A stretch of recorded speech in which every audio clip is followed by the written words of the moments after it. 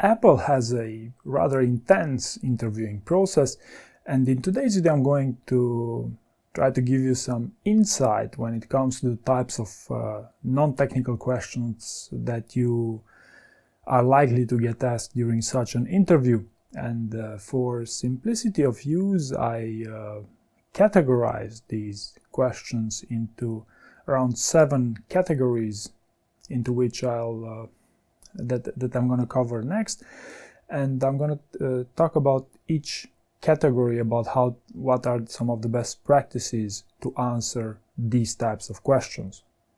The first category is questions around decision making, and here are 3 examples of such questions. Tell me about the toughest decision you have to make in the past 6 months, or tell me about the time when you had to deal with ambiguity, or tell me about the time when you faced a problem that had multiple possible solutions.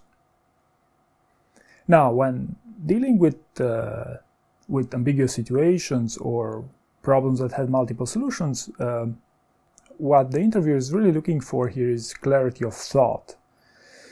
In other words, not only you should think of a situation that was ambiguous or challenging, into which the solution was not clear-cut, but also you should ideally clearly explain the steps that you took and the pros and cons of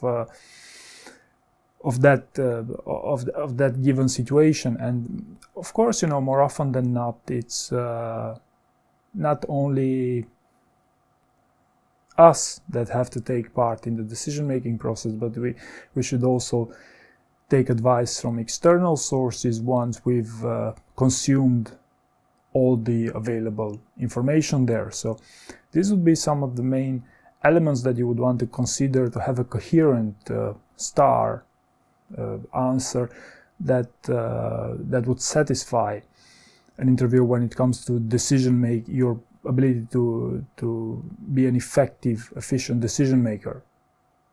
Another interesting category here would be curiosity. Like, tell me about the time when you were new on the job, and how did you go about learning the new tools of the trade?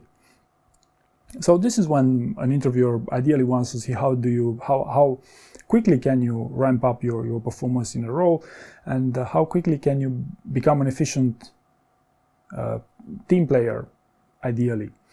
So keep in mind that the level of energy is also a very relevant aspect when it comes to showcasing your curiosity. Unless, of course, you can remember this keyword to mention every now and then during the interview. Next are success stories. For example, tell me about a team project that you worked on, or tell me about the time when you exceeded your expectations. Now, why would someone ask you success stories in job interview? Well, actually, it's more common than you think to be asked such questions, and actually call these types of questions gifts. Gifts because, they give you a unique opportunity to showcase, to advertise yourself, and even more importantly, to advertise on your strengths. And if I'd ask you right now, what's your core strength? I think you will take a couple of seconds, if not minutes or more, to identify your core strength while going for such a role. So that's why ideally not only you would want to prepare your success stories in advance, but also think about your core strengths and what would be the best way to present yourself in a way that would differentiate you from other candidates in a job interview. So long story short, prepare success stories. The next category here is dealing with deadlines or delivering results within fixed constraints, time constraints. And probably the most representative question here would be, tell me about the time when you failed to deliver something significant on time, which is a pretty well-known failure question. So in a job interview, in a behavioral job interview with any high-performing company, especially during the on-site one, it is extremely unlikely for them not to ask you at least one failure story, because ideally I would encourage you to prepare 3 to 5 such failure stories for an on-site interview. But these failure stories can come in many different flavors, and one of them is, when you fail to deliver something significant on time. And there's two main reasons why someone would ask you for a failure story. The first is they want to see if you have a genuine story, a recent one, proper failure, to deliver something on time.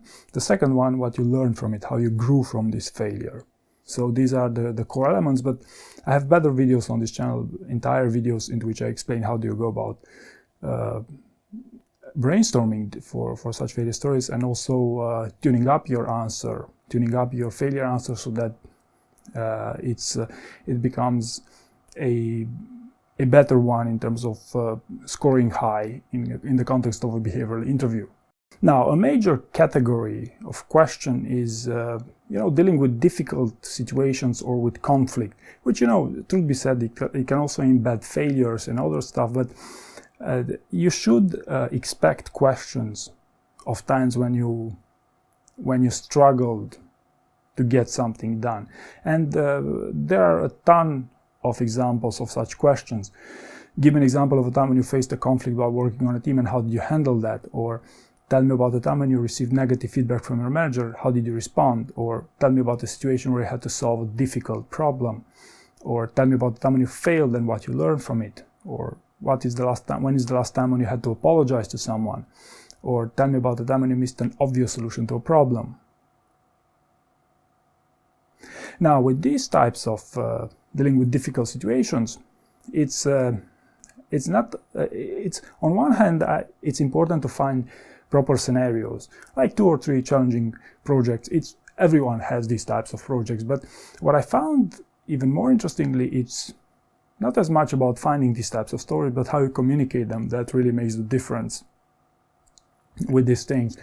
And by how you communicate them, it's not necessarily that you must be a natural storyteller, far from that, but you must communicate the conflict in such a way that it makes sense, both that it was a real conflict, a real struggle, a real failure, right, or a real true apology to someone, and then to showcase yourself as someone who genuinely invested a lot of effort, a lot of resources, and did not hesitate to look up for external help whenever needed to do so, in order to have a successful resolution of this, or as successful as possible, because failure, I wouldn't recommend you to turn a failure into a success story.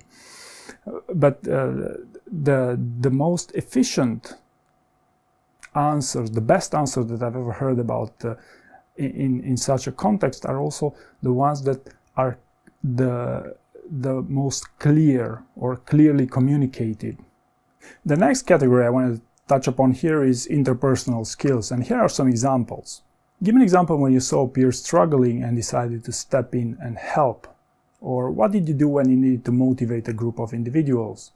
Or give me an example of when you had to push back to HQ or challenge a decision. We've all had to work with people that don't like us. How do you deal with someone that does not like you?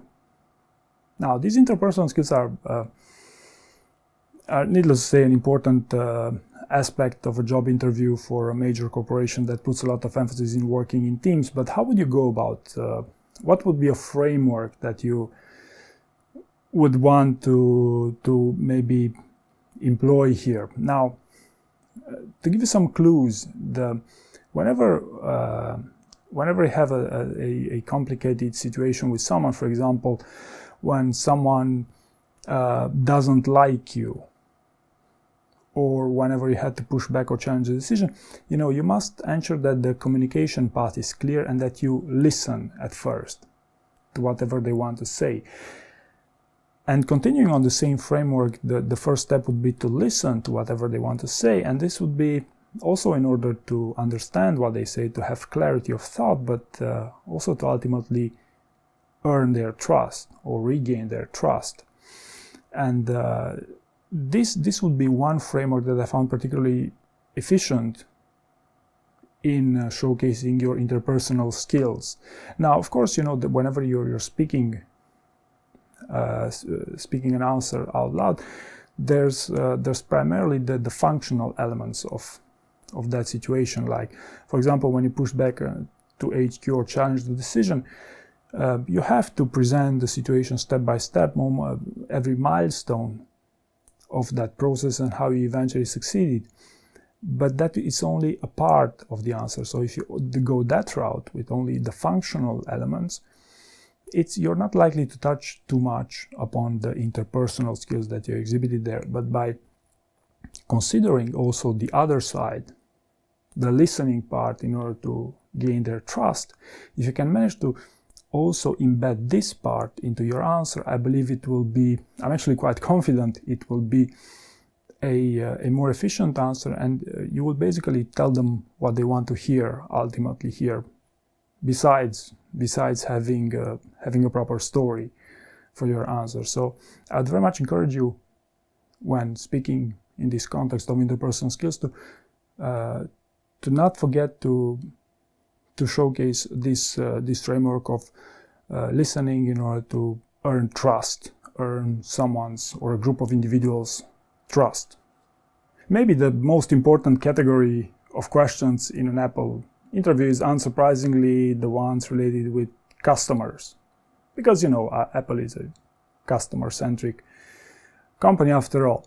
And here are some examples of such questions. Tell me about the time when you made sure a customer was pleased with your service, or tell me about the longest time it took you to conclude a deal with a customer, or how do you show your customer obsession, or tell me about the last time a customer got upset with you.